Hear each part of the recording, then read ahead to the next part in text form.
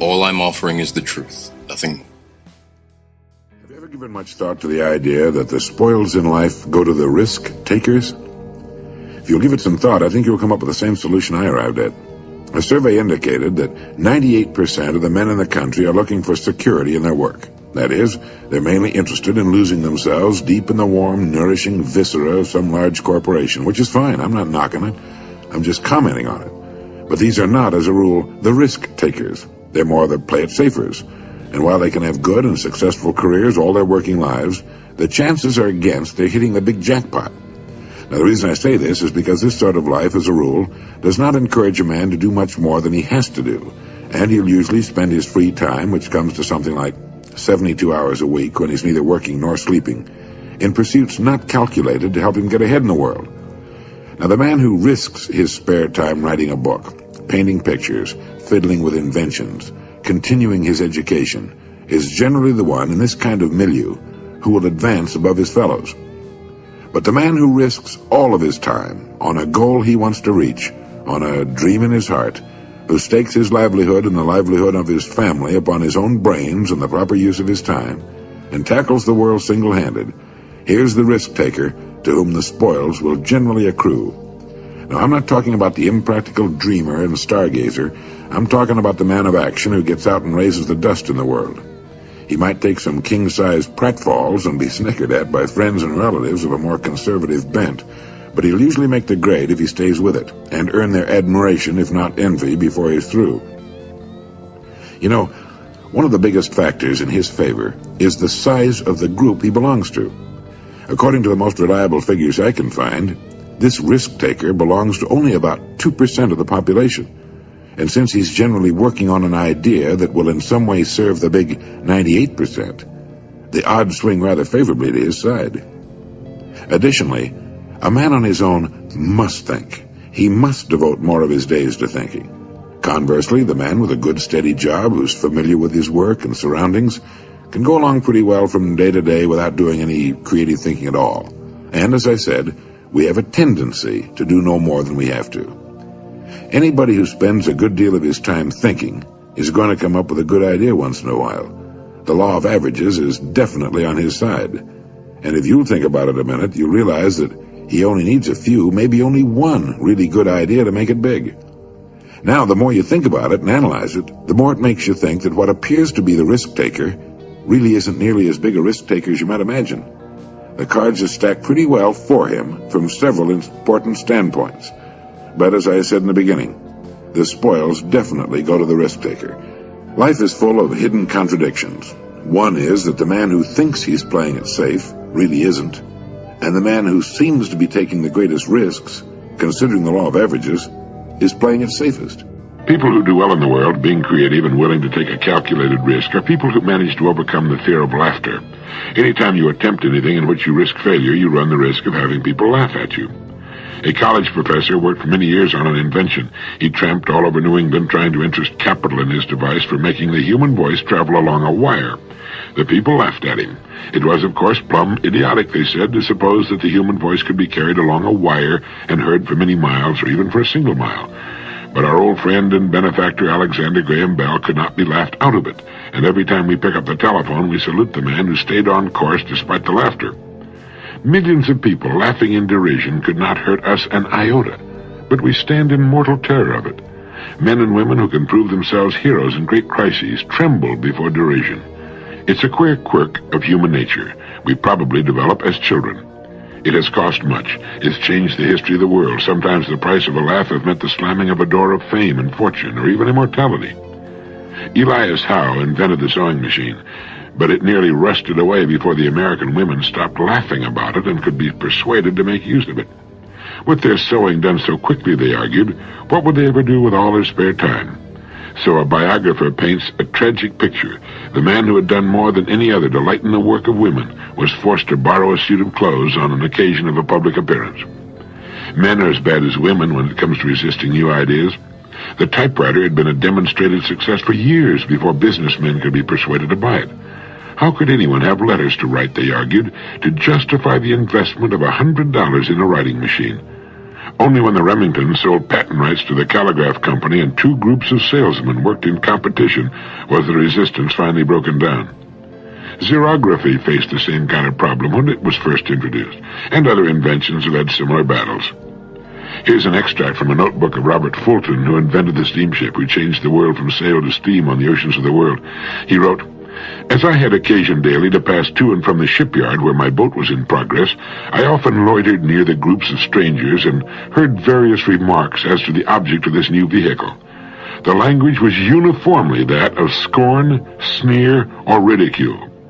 The loud laugh often rose at my expense, the dry jest, the wise calculations of losses or expenditures, the dull repetition of Fulton's folly. Never did a single encouraging remark, a bright hope, a warm wish cross my path. Never did a single encouraging remark, a bright hope, a warm wish cross my path." And that's about what you can expect when you try something new. Emerson once commented that no one ever falls ill, but that passers-by idly hope that he will die. And the same perversity and built-in envy cause people to think or hope that any new idea or plan that runs counter to established principle will fail. Speaking of Emerson, he also wrote, "Pythagoras was misunderstood, and Socrates, and Jesus, and Luther, and Copernicus, and Galileo, and Newton, and every pure and wise spirit that ever took flesh. To be great is to be misunderstood." You know, we tend to forget that the greatest people, the greatest writers, the greatest teachers, were for the most part in violent disagreement with their times and the way things were being done. We seem to have become so flabby in our acceptance of anything that we fail to do anything personally about what we see about it. Norman Cousins has written that the biggest issue of all in the years just ahead is not just the squandering of physical resources, but the squandering of human resources. What constitutes failure? What does a person have to do or not do in order to fail? Herman Melville died in 1891. He wrote the book Moby Dick, the whaling epic, with its tremendous metaphysical concept of evil, at the age of 30. The book was published in 1851, sold a few copies, and then was promptly forgotten except by the limited connoisseurs of creative writing. Melville lived 40 years beyond publication of Moby Dick. He considered himself and his book a failure, and from a publisher's point of view, Melville was right. Of his other novels, Billy Budd remained unpublished for 40 years after his death, and like Moby Dick, has since become a literary classic. Today, sales of Melville's works run into the millions, but there is no retroactive compensation for the author's troubled soul or shoddy purse. So what is failure? Failure does not come to a person because he is not recognized by the multitudes during his lifetime or ever. Our success or failure has nothing to do with the opinions of others. It has only to do with our own opinion of ourselves and what we're doing. The only person that can be called a failure is that person who tries to succeed at nothing. Success, as far as a person is concerned, does not lie in achievement. It lies in striving, reaching, attempting. Any person who decides upon a course of action he deems to be worthy of him and sets out to accomplish that goal is a success right then and there. Therefore, failure consists not in failing to reach our goals, but rather in not establishing them. Failure consists of not trying, and certainly Melville and all the others who were not recognized until long after their deaths were successful during their lives because of the fact that they strove all of their lives and gave to their work the best that was in them. And for every Melville that we read about, there have been millions of men and women equally successful, of whom we'll never hear. People who didn't write books or try to save the world, but who, in their own quiet way, in their own places, gave to what they had chosen the best that was in them. Melville must have known deep within himself when he finished the last page of Moby Dick that he had not failed, just as each of us knows how much of himself he's giving to what it's been given him, what he has chosen to do. People who play it too safe take the greatest risks. Did you know that? In the long haul, the intelligent risk-takers develop the greatest security. It's a wise person who learns the importance of risk-taking. During World War II, psychologist E. Paul Torrance made a study of United States aces flying in the Pacific Theater of Operations. He reported that the most salient characteristic of the ace was his risk-taking ability. Throughout his life, he had kept testing the limits of his abilities, and the life histories of these men showed that they were highly resistant to accidents, and in combat they suffered fewer casualties than pilots who were inclined to play it safe. Dr. Torrance said, living itself is a risky business. If we spent half as much time learning how to take risks as we spend avoiding them, we wouldn't have nearly so much to fear in life. In all walks of life, the most successful people are the risk takers. Now, by that I mean they risk believing in their own ideas, striking out toward their own goals, standing up for what they believe to be right. They take the risk of being different when they believe in something. Now, this has a tendency to make the going a little tougher for a while, but they almost always wind up ahead of the game eventually. Risk-takers realize there's nothing wrong with an occasional failure. The play-it-safers seem to think a failure means the end of the world. The risk-takers are not foolhardy. Getting back to the World War II aces for a moment, it was found that these men were very fussy about their airplanes, armament, and equipment. They were painstaking in preparation, highly disciplined in following instructions and what they'd been taught. But in an encounter with the enemy, they would immediately take charge and go on the offense. The best defense is often a good offense. The best pass defense in football is to rush the quarterback. When a storm comes up, ships in the harbor head for the raging open sea unless they're protected in slips. In the harbor, they could drag their anchors and wind up on the beach or the breakwater. So what appears to be risk-taking is often the most intelligent course to follow. It leads to security, while what would appear to be the safest course of action can lead to disaster or simply nowhere. A young woman whose romance had gone on the rocks told her mother that she was never going to permit herself to fall in love again. You only get hurt, she said. And if you don't fall in love, her mother said, you don't live. It's another one of those risks the successful person is willing to take. Everyone runs risks, quite sizable risks, every day of his life, risks he takes for granted or isn't even aware of. But when an unusual situation comes along that involves risk-taking, how do you decide whether or not to go ahead? When a situation comes along that involves risk and you don't know whether to go ahead or hold back, reassess your goals. What are you trying to accomplish? What are you working toward? Will taking this risk, if it works out successfully, help you toward your goals? There's nothing some people like to do better than to give advice. Unfortunately, a lot of advice that's dished out would have to be classified as useless information. If I had to pick a winner in the useless information department, it would probably be the advice that goes, look before you leap. It is a good recommendation for swimmers and jumpers, but as far as life is concerned, it's impossible to do. We can look backward. We can see the results of our past actions and learn from them, but we can't look into the future. In living, we can guess or try to predict what the future will hold, but we really can't look before we leap.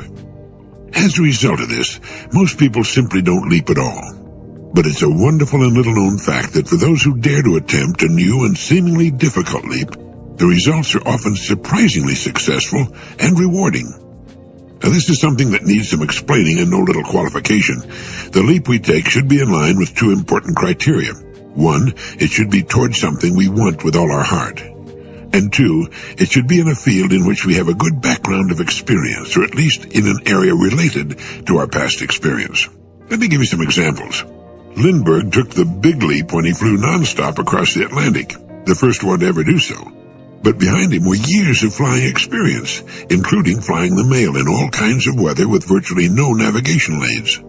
He couldn't see into the future as far as his success or failure was concerned, with failure probably meaning his death, but he was well prepared for the leap, and it made him rich and famous. Columbus did the same thing. He wanted to do something that had never been tried before. He believed it could be done, and he was a highly skilled sailor and navigator, and he had the best ships then available for the journey.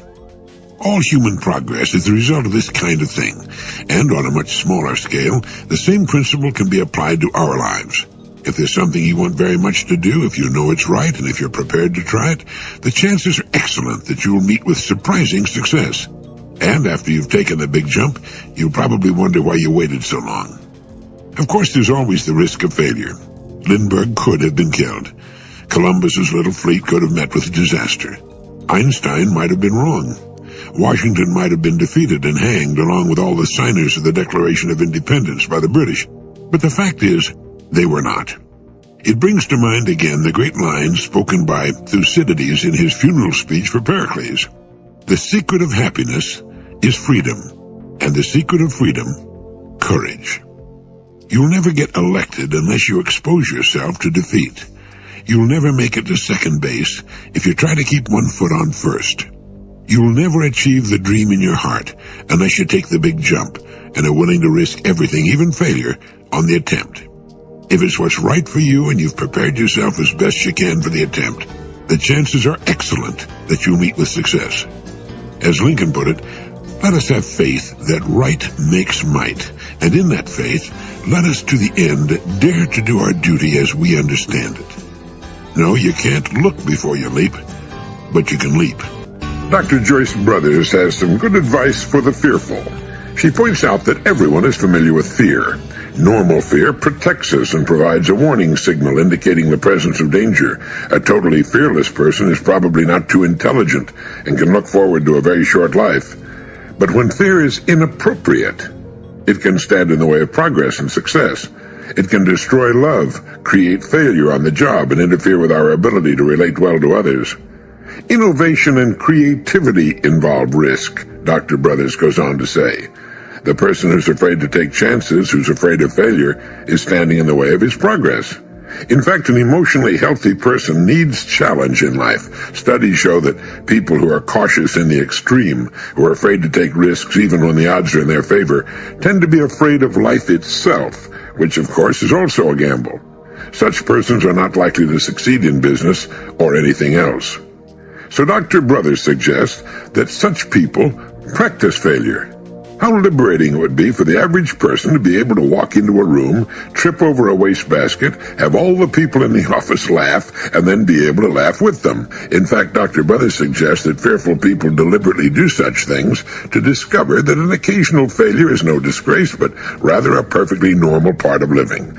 I remember when I was just starting out in radio, I managed to get the part of Sky King, the lead in the famous children's radio program of that name, and I'd often be asked to make public appearances for school children. One day I flew up to Michigan to greet and sign autographs for several hundred children allowed out of school for the event. I flew there in a small two-seater airplane. I was dressed in my cowboy costume, from the hat to the cowboy boots, gun belt, the works. As I was trying to climb out of the airplane cockpit in my unaccustomed costume, while the hundreds of children watched and waited nearby, I caught my heel on the cockpit coaming and fell full length on the wing. Then I did a slow roll off the trailing edge of the wing to the ground. My guns fell out, my hat rolled away, and a death-like silence fell on the children. There was their hero, sprawled on the grass. He couldn't even get out of an airplane. Well, I picked up my guns, put my hat back on, and with a sheepish grin from ear to ear walked to the waiting children. We all had a good laugh about it, and I signed the autographs, and all went surprisingly well. And as I flew back to Chicago, I thought about how often children fall, and that they could easily empathize with me. Don't lose your sense of humor, and remember that even though they may laugh, people are kinder and more forgiving than we generally give them credit for being. Risks and pratfalls are a part of life. So is an occasional failure in other ways.